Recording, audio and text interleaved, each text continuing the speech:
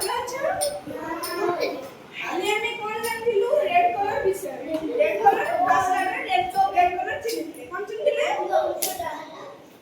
ଆଜି ଆମେ ଫ୍ଲାୱାର ବିଷୟରେ ଜାଣିବା। ଫ୍ଲାୱାର କାଉଣ୍ଟିଂ ବିଷୟରେ ଜାଣିବା ହେଲା। ଜାଣିବା ପୂର୍ବରୁ କିଛି ଫୁଲ ବିଷୟରେ କହିବି ହେଲା। ଫୁଲ ହେଉଛି ଗଛର ସୁଗନ୍ଧ ଅଂଶ ହେଲା। ଫୁଲ କୋଉଠି ସବୁ ଲାଗେ? ପୂଜାରେ ଠାକୁରଙ୍କ ପାଖରେ ଲାଗେ। ଆଉ ଠାକୁରଙ୍କ ପାଖରେ ଲାଗେ। ଫୁଲର ରଙ୍ଗ ସୌନ୍ଦର୍ଯ୍ୟ ବଢାଏ, ସୁନ୍ଦର ଦେଖାଯାଏ। ଫୁଲରେ କଣ ସବୁ ତିଆରି ହୁଏ? ଫୁଲରେ ସେଣ୍ଟ ତିଆରି ହୁଏ। ସେଣ୍ଟ ତିଆରି ହୁଏ। ଫୁଲରେ ଔଷଧ ମିଳେ। ଔଷଧ ସବୁ ଫୁଲ ତିଆରି ହୁଏ। ଔଷଧ ମିଳେ। ଫୁଲ ବିଷୟରେ ଜାଣିଲ? ପୂଜା ହୁଏ, ଔଷଧ ତିଆରି ହୁଏ। ଏବେ ଆମେ ଫୁଲ କାଉଣ୍ଟିଂ ବିଷୟରେ ଜାଣିବା ହେଲା। ଡାକିବି ତମକୁ ଆସିବ ହେଲା। ଫୁଲକୁ କାଉଣ୍ଟିଂ କରିବ। ତମେ ଆସ। ଯିବ।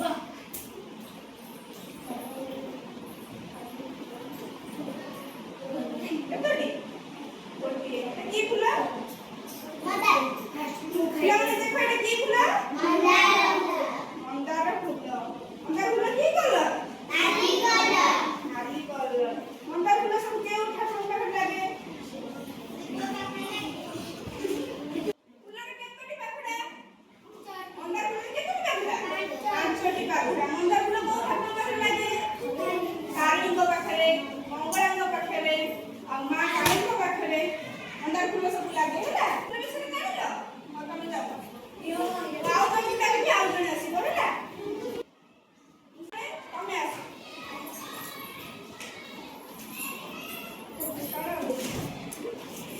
କେତୋଟି କାଉଣ୍ଟିଂ କର?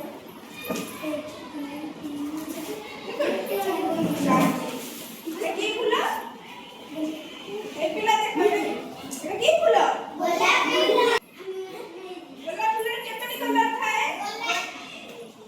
ନାଲି କଲର, ଧଳା କଲର, ହଳଦିଆ କଲର, ଗୋଲାପୀ କଲର। ଗୋଲାପ ରଙ୍ଗ କଣ ତିଆରି ହୁଏ ସବୁ? ଗୋଲାପୀ କଲର ସେଣ୍ଟ ତିଆରି ହୁଏ। ନରମ ଆଉ ସୁନ୍ଦର। ସୁନ୍ଦର ଦେଖାଯାଏ ନା ଗୋଲାପ? ନରମ। ଗୋଲାପ ଫୁଲ ସାଇ ବାବାଙ୍କ ପୂଜା କରାଯାଏ ନା? ଗୋଲାପ ଫୁଲ କୋଉଠି ପୂଜା କରାଯାଏ? ସାଇ ବାବାଙ୍କୁ ପୂଜା କରାଯାଏ। ପିଲାମାନେ ଆସ, ତମେ ଆସ, ତମେ ଆସ।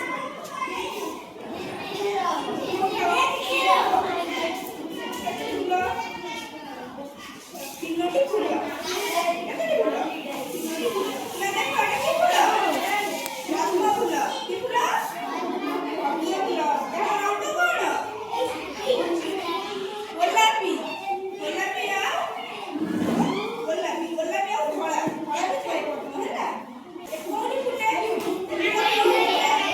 ପାଣିରେ। ପାଣି ପୋଖରୀରେ। ପୋଖରୀରେ ଫୁଟେନି? ପୋଖରୀରେ ଫୁଟେ, ଆଉ ନଈରେ ଫୁଟେ। ଆଉ ଆମେ କଣ କହନ୍ତି? ଆମ ଜାତିର ଫୁଲ କଣ? ପଦ୍ମ। ଆମ ଜାତିର ଫୁଲ ପଦ୍ମ ବି କହନ୍ତି ତାକୁ। ମା ଲକ୍ଷ୍ମୀଙ୍କର, ସରସ୍ୱତୀଙ୍କର ପଦ୍ମ ଫୁଲ ପ୍ରତୀକ ହେଲା। ଭକ୍ତି ତମେ ଆସ।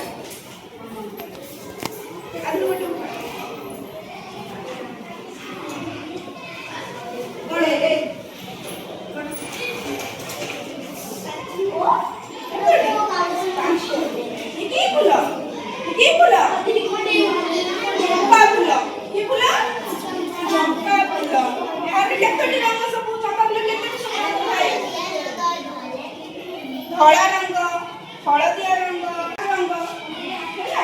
କେତୋଟି ପାଖୁଡା ସବୁ ଥାଏ? ଚମ୍ପା ଫୁଲରେ କେତୋଟି ପାଖୁଡା ଥାଏ? 5ଟି। 5ଟି ପାଖୁଡା ଥାଏ ହେଲା।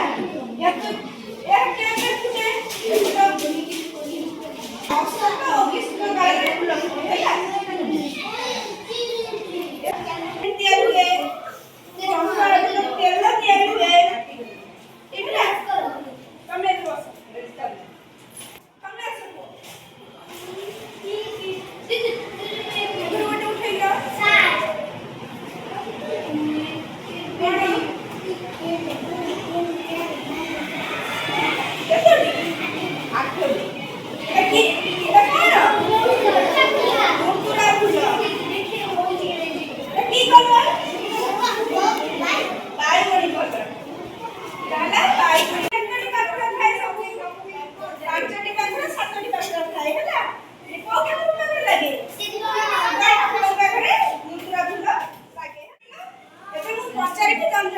ଫୁଲ ଫୁଲ ଗୋଟା ଗୋଟା ନା ହେଲା ତମେ କୁହ